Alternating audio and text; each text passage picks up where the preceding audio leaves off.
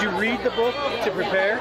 Yes. Well, once I got the job, I read the book after I read the script, and yeah, I loved it, and Did you blend the two to make the character?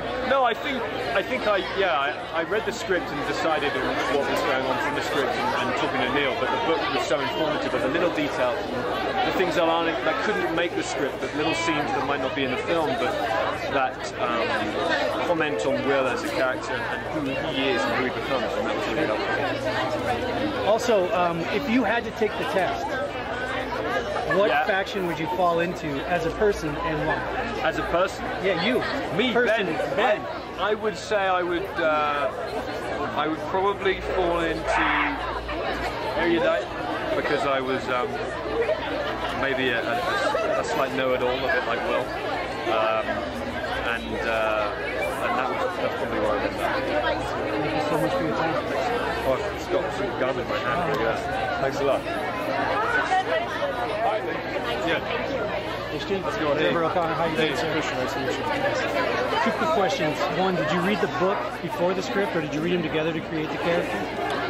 I had a cousin that was like 10 years old that had read the book, so I was sort of familiar with it, but no, I read the script beforehand, and just sort of didn't get my hopes up that I would get the part, and then I met with Doug Wick, who's one of the producers over at Red Wagon, and you know, I took a meeting with them after many auditions with Neil, and he was basically like, here's the book, read it, and I still didn't know if I had the part, so it's kind of like, so are we going to Chicago after it? You know, so it was sort of a weird experience after that, but yeah, I read it right after I read the script.